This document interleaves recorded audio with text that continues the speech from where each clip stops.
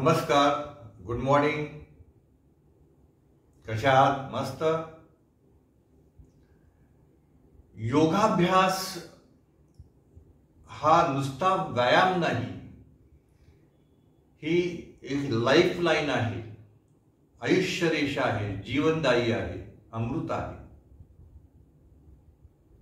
मी इतके मोठे शब्द का वापरले? त्याचं रहस्य आहे. योगाभ्यास तुम्हाला खात्रीलायक, निरोगी आणि दीर्घायुष्य प्रदान करू शकतं. आणि 90% नाही 99% महात्मे, सत्पुरुष, विद्वान या मतावरती ठाम आहेत. परंतु अन्य व्यायाम जे सध्या आधुनिकरणामध्ये निघालेले आहेत, त्या व्यायामावरती जर आपण लक्ष केंद्रित केलं, थोडक्यात त्या व्यायामाबद्दल मी असं म्हणेन, काही शास्त्रीय असतील तर काही अशास्त्रीय पण आहेत की ज्याला म्हणतो आपण दमछाक होणे, अनावश्यक दमछाक स्वतःचीच करून घेणे, अतिरिक्त श्रम करणे. थोडक्यात काय म्हणतो आपण, सकाळी सकाळी अतिरिक्त श्रम करून दिवसभर देहाला कंटाळवाणा बनवणं. खरोखर सकाळी दमछाक केल्यानंतर तुम्हाला ऑक्सिजनचा पुरवठा पुरेसा होतो का हो? मनातील मरगळ दूर होते का? याचं जरूर उत्तर आपण स्वतःला विचारा. या कितीतरी पटीनं कुणीही या योगाभ्यासाच्या व्यतिरिक्त जर आपण निरीक्षण केलं, एक जॉगिंग ठीक आहे, इतर व्यायामामध्ये तुम्हाला निरोगी आयुष्य कदाचित मिळेलही, पण दीर्घायुष्याची गॅरंटी नाही, कुणीच देऊ शकत नाही खात्री. त्याचं कारण एक आहे की जिथं दीर्घायुष्याची गॅरंटी नाही, तिथं व्याधी बरा होण्याची शाश्वती नाही, हे लक्षात घ्या. जिथं दीर्घायुष्याला स्पर्श नाही, तिथं व्याधी आपोआप जवळ येत राहतात. हे वैशिष्ट्य आहे. योगाभ्यास नुसता व्यायाम नाहीये. सध्याच्या ह्या बदलत्या युगामध्ये लोकांनी त्याचा भ्रम करून ठेवलेला आहे, पण तरी सुद्धा काही महात्मे त्याची जनजागृती योग्य दिशेने करतायत, हे ऐकून आणि पाहून बरं वाटलं. खरोखर इतक्या तन्मयतेनं योगाभ्यासचं प्रशिक्षण देत आहेत, आम्ही सुद्धा देत आहोत. योगाभ्यासाचं वैशिष्ट्य काय आहे तुम्हाला एक सांगतो. योगाभ्यासाचं वैशिष्ट्य असं आहे की कुठल्याही आसनामध्ये एका विशिष्ट पोजमध्ये जेव्हा तुम्ही ताण द्यायला शिकाल, ज्या वेळेला तुम्ही ताण द्यायला शिकाल आणि तो ताण स्थिर कराल, पश्चिमोत्तासन असेल, हस्तपादासन असेल, सर्वांगासन असेल, एक बॅलन्स असतो आपल्या शरीराचा किंवा विशिष्ट प्रकारचे ताण द्यावा लागतो. तर या ताण देण्याच्या प्रक्रियेमध्ये जी स्थिरता येते, जे कंट्रोलिंग येतं, जे नियंत्रण येतं, ते इतकं प्रभावी असतं की ते तुमच्या हृदयाला इतकं स्ट्रॉंग बनवतं की दिवसभर हृदयावरती आणि मनावरती होणारे आघात ते तुमच्या सूक्ष्म देहापर्यंत पोचून देत नाही. हे वैशिष्ट्य आहे. हे केव्हा शक्य आहे?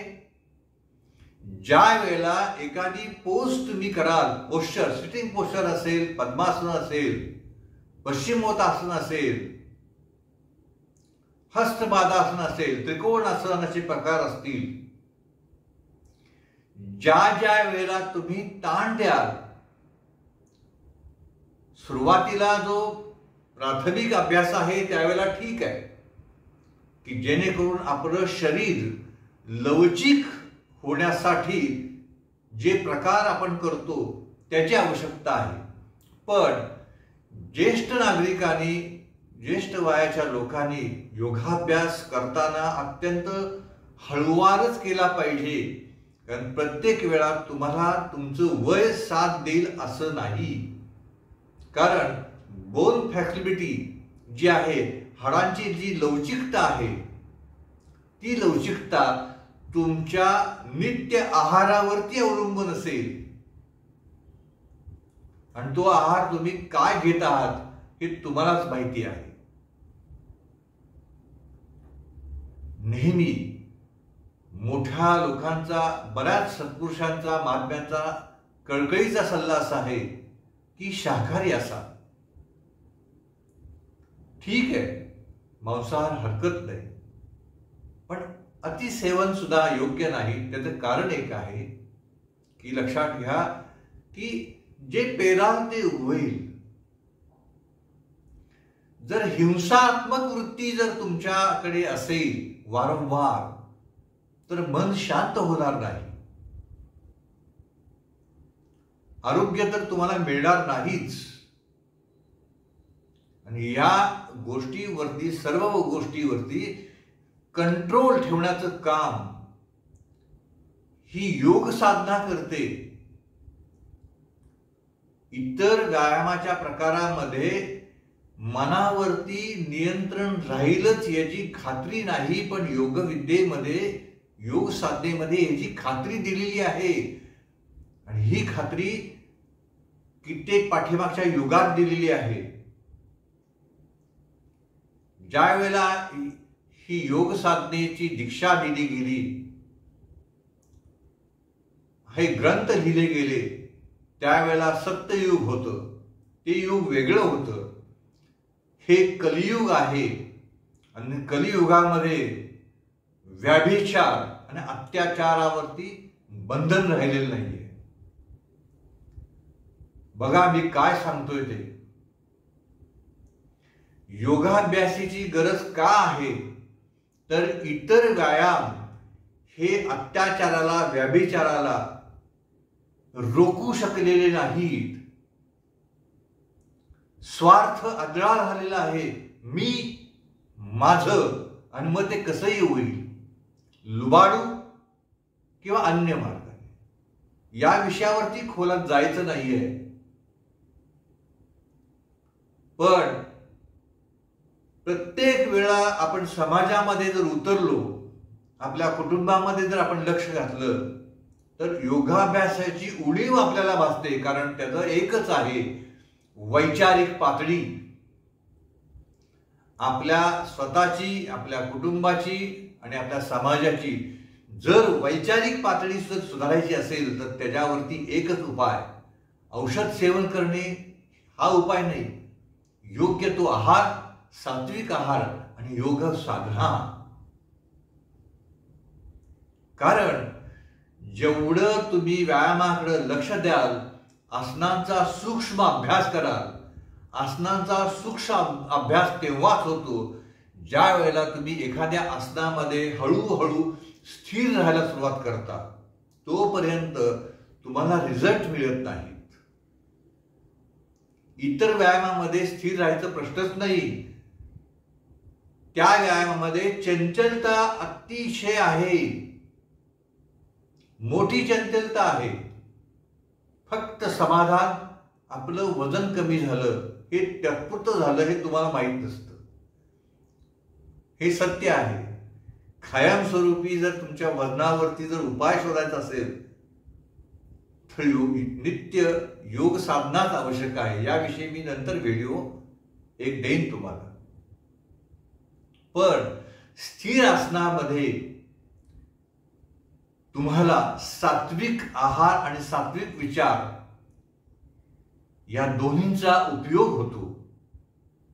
आणि मग निरोगी आयुष्य तर तुम्हाला लाभतच. पण आता दुसरी एक महत्वाची गोष्ट या ठिकाणी तुम्हाला उल्लेख करीन योग साधना याचा अर्थ असा आहे, लक्षात ठेवा. योग साधना हा शब्द असा आहे की योगाभ्यास म्हणजे योगासनांचा अभ्यास, आणि तुम्ही प्राणायाम आणि ध्यान वेगळं करू शकत नाही,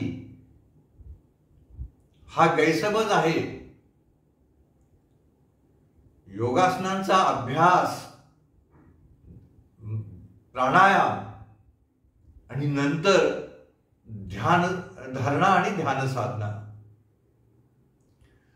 जोपर्यंत एक लक्षात घ्या की योगासनांचा अभ्यास करून तुम्ही निरोगी, थोडंफार निरोगी देह प्राप्त करून घेतला, मान्य आहे. निरोगी आयुष्य प्राप्त झालं, मान्य. पण सात्विक आहार घ्यायला तुम्ही विसरले. सात्विक आहार काही वेळा वातावरणच असं निर्माण झालं की तुम्हाला तो मिळत नाही.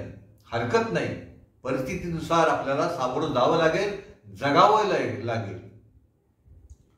अशा वेळेला जे साधक नित्य नियमानं योगासनांच्या सोबत ध्यान साधना करतात त्यांना बघा, मी पुन्हा एकदा सांगतोय, जे साधक, जे भक्त, जे कोणी व्यायामाची आवड आहे ते योगाभ्यासाच्या बरोबर, योगासनांच्या अभ्यासाबरोबर ध्यान साधना करतात, त्यांना निरोगी आयुष्य तर मिळतं, दीर्घायुष्य तर प्राप्तच होतं. पण दीर्घायुष्य मिळून नुसतं उपयोग नाही, त्यांना व्यावहारिक जगामध्ये मार्ग मोकळा मिळतो. हे वैशिष्ट्य आहे. मी पाठीमागही तुम्हाला बोललो होतो, योग साधना नुसती उपयोगी नाही. योगासनांच्या अभ्यासाबरोबर ध्यान साधनेचं गरज अत्यंत आवश्यकता आहे, कारण हे कलियुग आहे. एका अर्ध्या तासाला तुमचे विचार बदलतायत, तुमच्यापर्यंत वेगवेगळ्या बातम्या पोचतायत, अनेक संदेशांचं वहन होतंय, कम्युनिकेट सुरू आहे. पूर्वी हे नव्हतं. आज जेवढा आनंद लवकर आपल्यापर्यंत पोचतोय त्याच्या कितीतरी पटीनं लवकर दुःख पण पोचतंय. दुःखाच्या बातम्या अधिक येत आहेत, श्रमाच्या बातम्या अधिक येत आहेत, संघर्षाच्या बातम्या अधिक येत आहेत, सुखाच्या बातम्या कधीतरी येत आहेत. आणि त्यामुळं वारंवार मन खच्चीकरण होतंय आपलं. जरी आपलं आरोग्य चांगलं असलं तरी मनावरती दडपण येते. स्वाभाविक आहे, आपण एक समाजाचाच एक भाग आहोत. याचा जर विचार करायचा असेल आणि खरोखर आपल्या बाह्य मनावरती जे आघात होत आहे, नैसर्गिक आघात त्याला, पण आपण त्याला काय म्हणू, नैसर्गिक आघात, एक भीती वाटते. चक्रीवादळ झालं, युद्ध सुरू आहे, महागाईचा डोंगर उभा आहे, ट्रॅफिक जाम आहे, ट्रेन ठप्प झालेली आहे, बिघडलेली आहे, विमान कोलॅप्स झालं, भूकंप झाला, दुष्काळ पडला. हे सामाजिक आपत्ती ना ज्या आपल्याला समस्या निर्माण होत आहेत, या सर्वांना जर सामोरं जायचं असेल आणि बाह्य मनाला जर कणखर करायचं असेल तर ध्यान साधनेशिवाय पर्याय नाही. आणि ध्यान साधनेचा पाया हा योगविद्या आहे, योगासनांचा अभ्यास आहे. हे विसरून चालणार नाही, कारण त्याशिवाय ध्यान साधनेमध्ये यश मिळू शकत नाही. या सर्व गोष्टीला मी सामाजिक विद्रोह किंवा सामाजिक अशांतता म्हणेन. आणि आताही तुम्हाला या गोष्टीची संधी आहे. जे लोक योग साधना करतात, ध्यान साधना करतात, त्यांना अनुष्ठान करण्याची ही संधी आहे. कारण अनुष्ठान करण्यासाठी या दोन्ही गोष्टींची आवश्यकता असते. सैरभैर अवस्थेत अनुष्ठान करून उपयोग नाही, त्यापेक्षा थांबा. कोणी काहीतरी सांगतंय आणि पुस्तकात वाचून तुम्ही काहीही करू नका. कारण ज्या वेळेला पुस्तक लिहिलेलं असतं त्यावेळेला स्टेटस ऑफ माइंड, मानसिक अवस्था काय आहे, समाजामधले बदल काय आहेत, हे त्या पुस्तकामध्ये डिटेल्स नसतात. मी आत्ताच सांगितलं, तो काळ असा होता की लोक सज्जन होते. 8 फूट 15 फूट अशी उंची होती लोकांची. बलाढ्य होते, सत्संगात असत. आज ती परिस्थिती राहिली नाही. काही वेळा सत्संगाचा दुरुपयोग केला जातो. आहेत बरेचसे लोक, त्याचा उल्लेख इथं करणं योग्य नाही. पण सांगायचं एकच आवश्यक आहे, जेव्हा ह्या सामाजिक गोष्टींना आपल्याला सामोरं जावं लागेल, आपल्या बाह्य मनावरती जर तुम्ही नियंत्रण करून ठेवू शकला तर अंतर्मनाला इजा पोचणार नाही. कारण अंतर्मन हे इतकं सूक्ष्म आहे, ते हृदयावरती सहज कंट्रोल ठेवतं. आणि व्याधीवरती पण, ज्या कॅन्सरसारख्या व्याधी आहेत, ज्या जीर्ण व्याधी आहेत, ज्या वंश परंपरागत आलेल्या आहेत आपल्यासोबत, अशा व्याधीवरती नियंत्रण ठेवून त्या बऱ्यापण करण्याचं सामर्थ्य हे अंतर्मनामध्ये आहे. ते लपलेलं आहे. त्याचा शोध घेण्यासाठी आपल्याला ध्यानसाधनेचा उपयोग होतो. बाह्यमन आपल्याला ताब्यात ठेवावं लागतं. आणि हे बाह्यमन जर ताब्यात ठेवायचं असेल तर यासाठी साधनेचा उपयोग करावा लागेल. ध्यान साधना सहाय्य करेल. आणि मग तुमच्या लक्षात येईल की खरोखर इतर व्यायामापेक्षा योग साधना ही का श्रेष्ठ आहे. त्याचं कारण सत्य हे आहे, कारण नुसता निरोगी देह प्राप्त होऊन उपयोग नाही. निरोगी देहाबरोबर आपल्याला निकोप मन, विकल्प मनाची अवस्था जी आपल्याला प्राप्त होणं आवश्यक आहे, ती जर प्राप्त होण्याची गरज असेल आणि ती दिशा ठरवायची असेल तर ध्यानसाधनाच आपल्याला सहाय्य करते. अशा ह्या विचित्र सामाजिक परिस्थितीमध्ये आपल्याला जर संरक्षण करायचं असेल वेळोवेळी होणाऱ्या आघातापासून, तर ध्यानसाधना सुद्धा जरूर करा.